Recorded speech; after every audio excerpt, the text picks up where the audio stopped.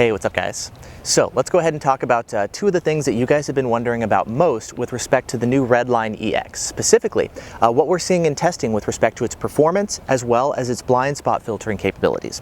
Now, before we begin, I definitely want to say that this is very early on in the process. The first test was actually done this weekend, and then over the course of this week, a couple days really, people have actually been, road testing the detector to see how it fares in terms of BSM filtering. Now, I actually haven't even had a chance to put it in my car yet. Because we've got such a good community with a lot of different people testing, we're getting a lot of different data and input.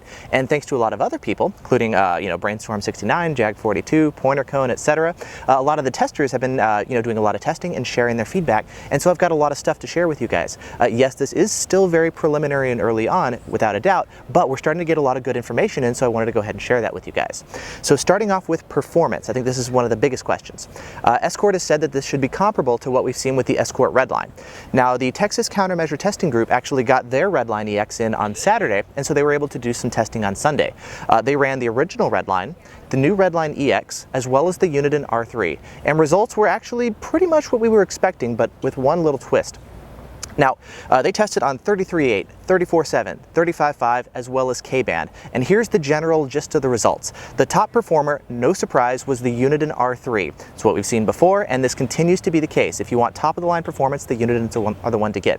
Now, what about the original Redline versus the Redline EX? Well, Escort has actually stated that the Redline EX is using a packaged LNA, not a wire-bonded LNA, like we've seen with the original Redline, which is kind of the difference between the Redline and the Magnum. And my suspicion is because of this, it's why in testing we're actually seeing the Redline EX perform worse than the original Redline. In terms of long-range performance, the Redline is not equal to the Redline EX. The original Redline actually performs better. So this guy is actually a step down in terms of performance. Now, there's two reasons why I suspect this could be the case. The first one, and what I'm really guessing is the case, is the difference in LNAs. I've done a whole video talking about this in detail, but this is actually the reason why we typically would recommend the Redline over the Magnum. Is the Redline used the wire-bonded LNA instead of the packaged one that was used in the Magnums, and it typically did have an edge in performance. And this guy actually does seem to be performing closer in line to what we've seen with the Magnums as opposed to the original Redline. And so, based on that, the results are actually in line of what we're expecting. There may also be some software differences in terms of how the guy is programmed because it is a different detector, but my guess is that it has to do more with the LNAs. It's a cost-saving thing and whatnot. It's easier to apply, and actually Escort started switching to the packaged LNAs with the original Redlines toward the end of its lifespan is the word. So anyways, 33.8, the top performer is the Uniden R3. The Redline comes in second, the Redline EX comes in third. This is also the case on 34.7. Uniden first, original Redline second, Redline EX third. This was also the case on 35.5. Now, they were also seeing the same stuff on K-band, which was interesting. The Uniden had the best performance, Redline second, Redline EX third. What about when you start enabling some of the filters? Well, oddly enough, the Redline EX performed worse than the original Redline with TSR enabled. What about auto mode and city mode? Those filters actually reduce the sensitivity of the detector. Well, of course, we saw a reduction in range with the filters enabled. Uniden had lower performance, and the Redlines had lower performance. In terms of performance, it definitely looks like the Redline EX is not going to be up to par with the original Redline or the Uniden R3. It looks like the guys actually discovered a bug with the Unidens, and City 2 mode actually does impact Ka-band performance. But all those kind of details and whatnot, take a look at the link in the video description for all the information about the test results. So testing, this guy is by no means bad, but it's not equivalent to the original Redline, and it's not equivalent to the Unidens, the R1 and the R3. Now that said, one kind of disclaimer I want to say is this is only test one detector so far. Sample variation could always be a factor as well. Maybe the particular one that they tested with was less sensitive than average, right? So there's more testing to be done. They've got 3 EXs now that they're going to be testing with, so of course more testing is to come. But just kind of based on the initial things that we're seeing so far, this guy doesn't seem to be running on par with the Redline or the Unidens. Now, what about BSM filtering? This has been kind of a question mark. Escort's been stating it's been really good, but what we're noticing is it really has to do with what settings you have loaded. Now, the new Redline is supposed to have some new IVT filtering capabilities, the ability to filter out in-vehicle technology like radar cruise control and blind spot monitoring systems. This is supposed to be separate than auto mode or TSR, which are more simplistic K-band filters. Just filter out short duration alerts or reduce its sensitivity. The IVT is supposed to do more advanced signal analysis so the detector can recognize what this signal looks like with frequency frequency modulation and whatnot. I've done another video talking about this, and filter it independently of, you know, some of the more simplistic filters. So it requires a more modern, advanced detector. Any event, this is different than what we're seeing with the Maxes. It's different than what we're seeing with even the Escort IX, which is an analog detector with IVT. With those detectors, they have BSM filtering built in that you cannot turn on or off. It's always there, and it's separate from TSR, it's separate from auto mode. We're not seeing that here with the Redline EX. With the Redline EX, if you have auto mode and TSR disabled, this thing is a falsing machine. It's like an original Redline with the filters disabled. People have been posting videos of this guy going off virtually non-stop, 10, 15-minute long videos, the detector going off almost continuously with TSR going off, which tells us that the IVT in the Redline EX, it is not good. I'm not even sure it's there, to be honest, or if it's even activated, which again is different than the Max and the IX, which had the BSM filtering without TSR.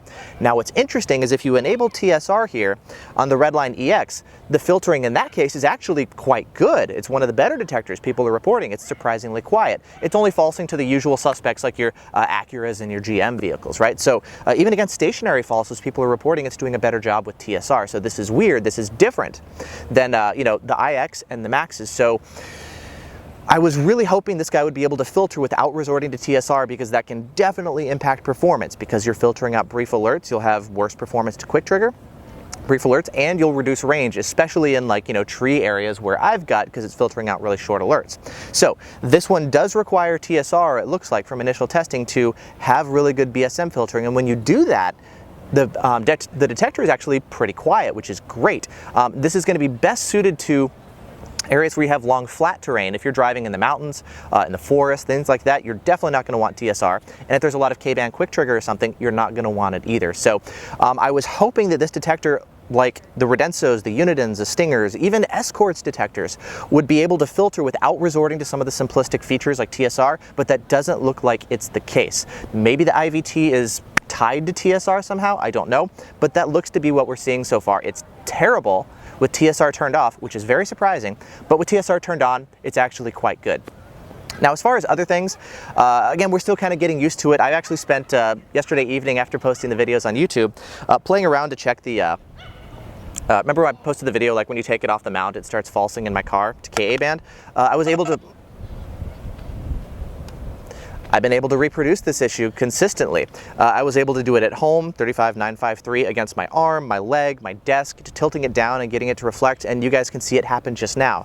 Other people have been able to reproduce this issue on the forums as well, so I've kind of been spending my time playing around with this issue. So I haven't had a chance to road test it myself. So that's an issue that needs to be worked out. Another thing people are reporting is one of the features that this guy has is the ability to integrate with Escort's laser jammers. It's the ZR3 feature in Escort Live. People are reporting that if you have that turned on but you don't have Escort's jammers plugged in, which is the default option, by the way, the detector will actually start to throw an error. I believe the error is like replace FR. It's kind of a cryptic error, and it was basically saying I can't see laser jammers, you need to replace them or reconnect them or something, which is weird because that feature is turned on by default. So hopefully Escort fixes that or just turns off the feature by default. I've actually had that feature turned off, but people are reporting that as an issue as well. So in terms of performance, it's a little bit behind where I was hoping. It's still good, don't get me wrong, in line with kind of more of like a wire bonded or a packaged Magnum or even a packaged Redline. So performance is not quite there. Filtering, good if you have TSR on, but not without TSR, which is really bizarre. For those of you guys who want maximum performance on K-band, you're not going to be able to do that while still having all the filters enabled. There's still some initial bugs to work out, but the bugs, that kind of stuff is normal. Almost every detector has some initial bugs to be worked out, and Escort generally is pretty good about addressing bugs when a product is very new. Over time, of course, things slow down and they start devoting their time and energy to the newer products, right? But when a product is newer like this, they tend to you know, do a better job of updating things. So the bugs, I'm honestly not as worried about. Things like the performance and the filtering, we'll see with that. So anyways, that's what we're seeing so far with respect to the new Redline EX. I'm hoping for a little bit more, especially as we do more testing and whatnot. I mean, I've still got to, put it on my windshield and start driving around it, and I'll have my own impressions. So once more testing is done, I have a chance to get more familiar with it, all that kind of stuff, I'll do a full review of this detector. But I know this has been one of the biggest questions, filtering and performance, how does it fare? That's what we've been seeing so far in testing. So links to all the stuff, including people's videos showing how it fares in terms of performance and in filtering, take a look in the video description. There's going to be a bunch of links and discussion on the forums to where people are posting and sharing their results. So anyways, thanks for watching. Hope you guys have enjoyed this. Let me know if you have any questions, and I'll see you in the next video.